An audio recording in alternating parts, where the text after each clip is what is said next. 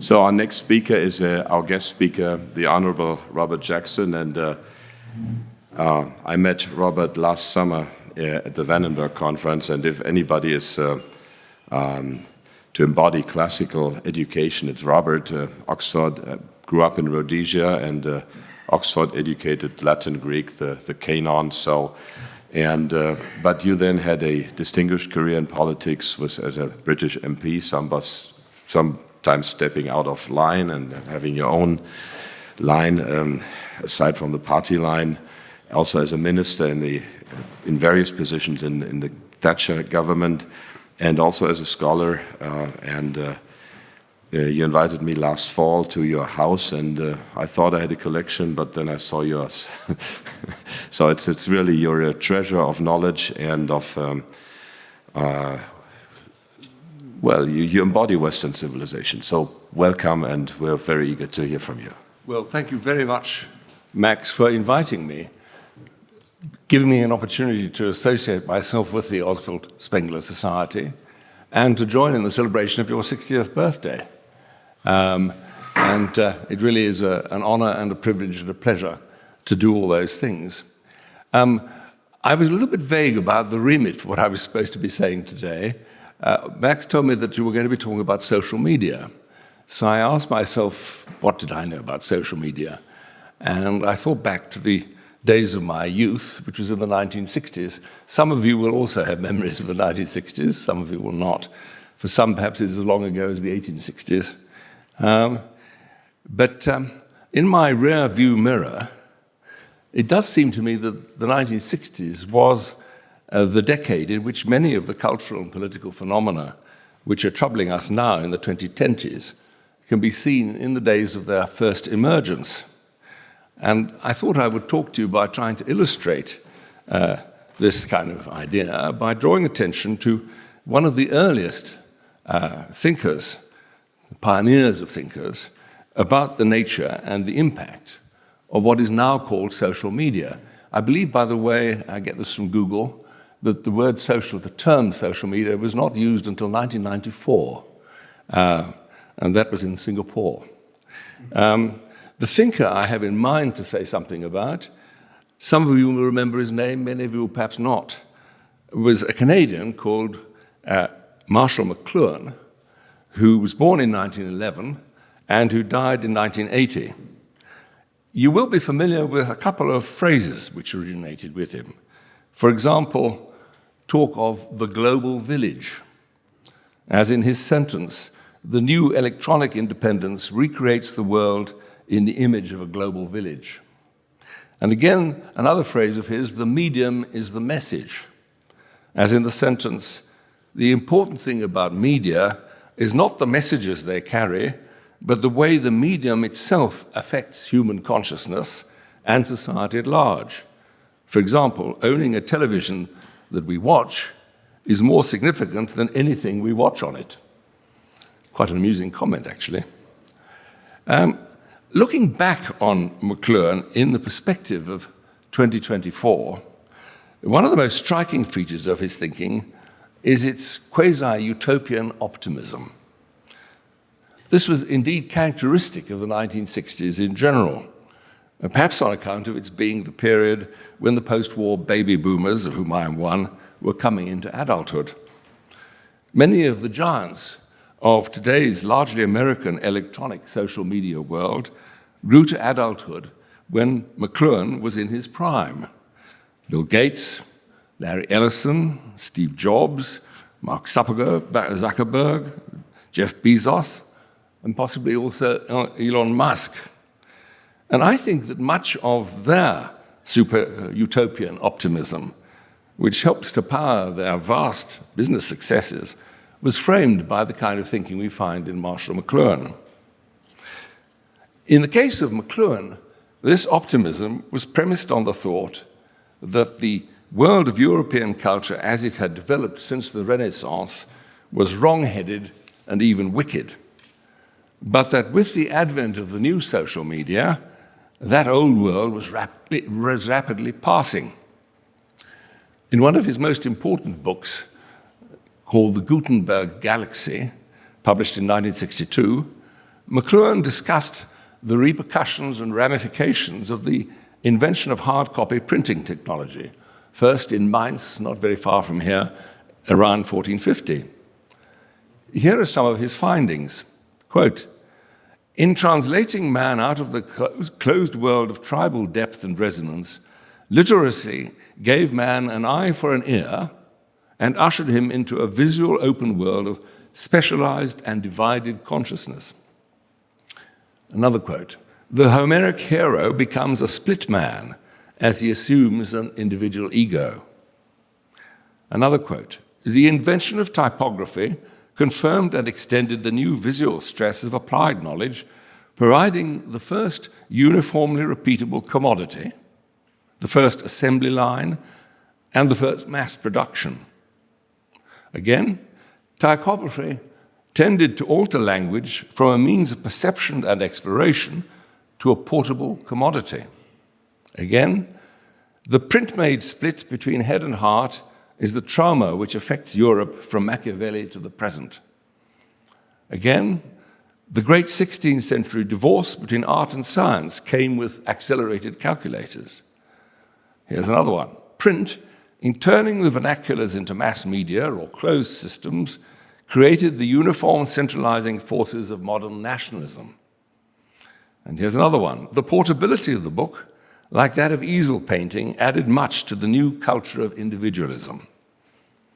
In an earlier work called The Mechanical Bride, published in 1951, he remarked that a huge passivity has settled on industrial society.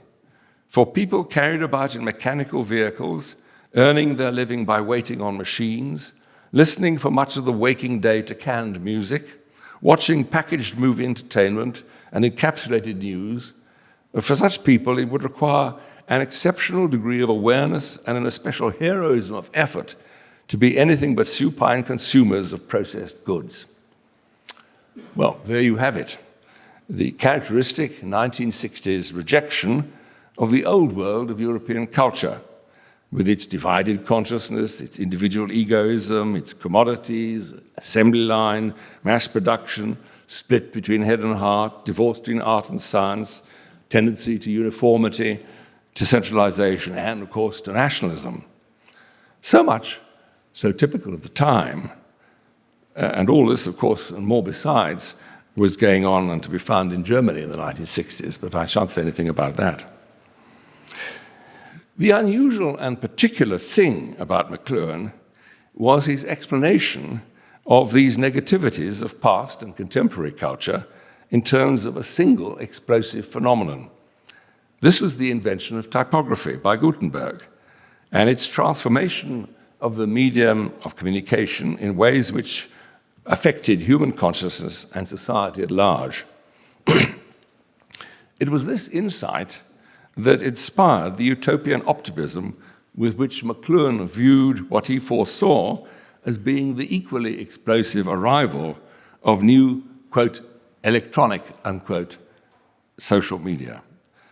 Quote, the new electronic independence which recreates the world in the image of a global village.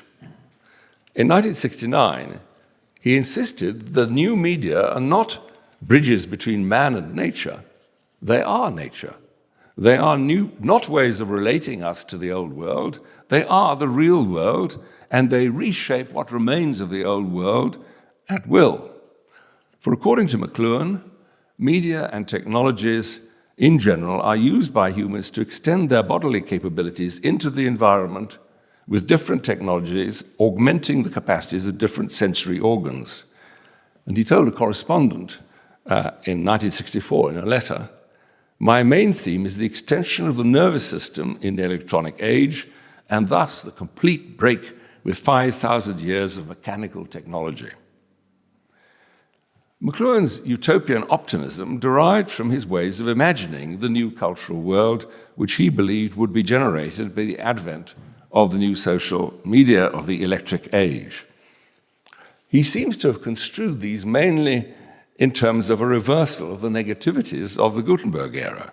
Thus, quote, electricity does not centralize, but decentralizes. By decentralizing, electricity will also paradoxically introduce universal connectivity. In the electric age, when our central nervous system is technologically extended to involve us in the whole of mankind and to incorporate the whole of mankind in us, we necessarily participate in depth in the consequences of our every action. It is no longer possible to adopt the aloof and dissociated role of the literate Westerner. Electric circuitry, he says, profoundly involves men with one another. Information pours upon us instantaneously and continuously. Meanwhile, by surpassing writing, we have regained our wholeness, not on a national or a cultural, but on a cosmic plane.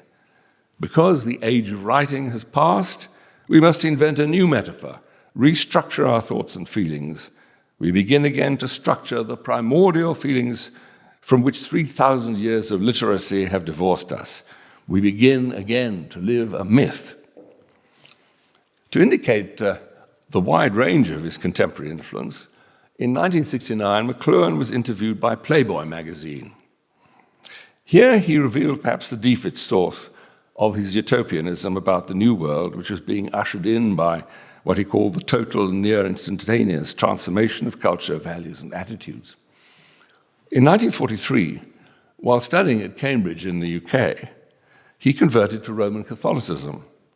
And this informed his conviction, as he told Playboy, that the psychic communal integration made possible at last by the electronic media could create the universality of consciousness foreseen by Dante, when he predicted that men would continue to be as no more than broken fragments until they were unified into an inclusive consciousness. This is, he suggested, a new interpretation of the mystical body of Christ. And Christ, after all, is the ultimate extension of man. Nearly half a century after these pronouncements by Marshall McLuhan, what are we to make of his thinking? First of all, I think that we must salute his emphasis on the power of media of communication in their own right. Here he's not entirely original. In many respects, his thinking on this point was bound up with the so-called linguistic turn in contemporary philosophy. To say that the medium is the message is, of course, an exaggeration, but McLuhan was surely right in insisting on the ways in which messages are shaped and formed by the media in which they are communicated. Second, he was surely right and in the lead in prophesying that the advent of what he called electricity in contexts of cultural and social communication was going to be dramatic and perhaps even fundamental. He lived through the times in which cinema became television, and he died at just about the time at which television began to arrive on computer screens. And he was one of the first to realize how quickly these developments would spread across the globe and how profound would be their impact. However, we must observe that his utopian optimism took the form of two contrary expectations. On the one hand, he looked forward to a return to quasi-tribal social and cultural solidarities based on shared myths and rituals. This is what he meant when he referred to a renewal of psychic communal integration. He even spoke in this context of a return to Africa. But on the other hand, he also looked forward to the abandonment of old hierarchies and constraining rules. His attitude to drug taking and sexual experimentation was permissive, endorsing an individualism which is hardly compatible with renewed tribalism. There is a contrariety here, but not perhaps a contradiction. For it has turned out that the social media revolution is in fact both individualizing and at the same time also centralizing. In the new electronic era, men, women, and children are becoming increasingly isolated and disconnected from one another. And at the same time, they're also being pressed towards deeply antisocial expansions of their individual identities and subjectivities in a world where my lived experience has become my truth. Meanwhile, however, the new media have also turned out to be increasingly centralizing, not only in China and Russia, but also across the West.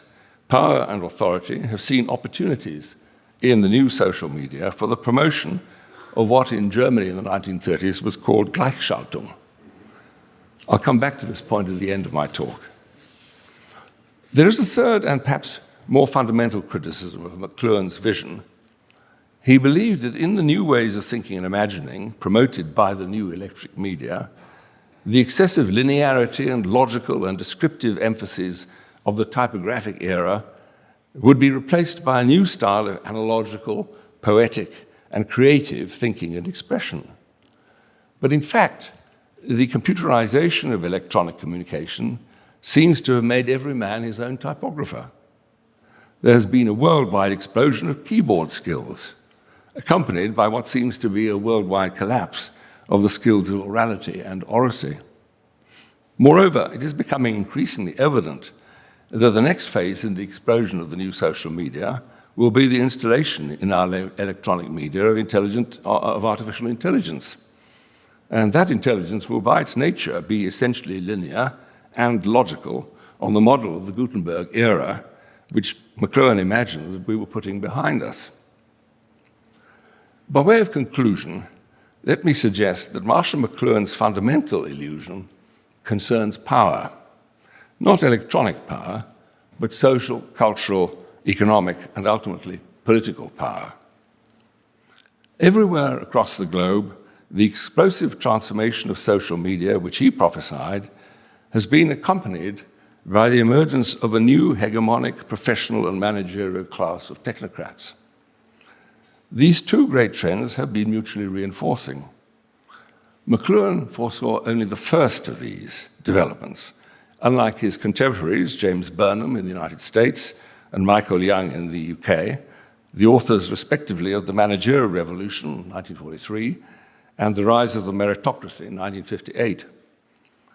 The upshot has been that the rise of the new electronic media has placed new resources of great power in the hands of what has been characterized as the cognitive elite. That's by David Guthart in the UK in 2021. The most extreme case of this is to be found in the People's Republic of China, whose highly intelligent communist leaders soon foresaw both the dangers to their regime, represented by American dominance in the communications revolution, and also the opportunities which that revolution could provide to reinforce their power. Contrary to the expectations of the electronic utopians in the United States, China has been able to build a largely effective firewall blocking external intrusions into their electronic space.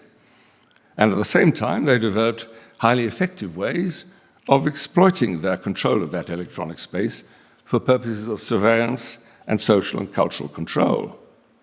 Russia, under Putin, is moving in the same direction, albeit less effectively.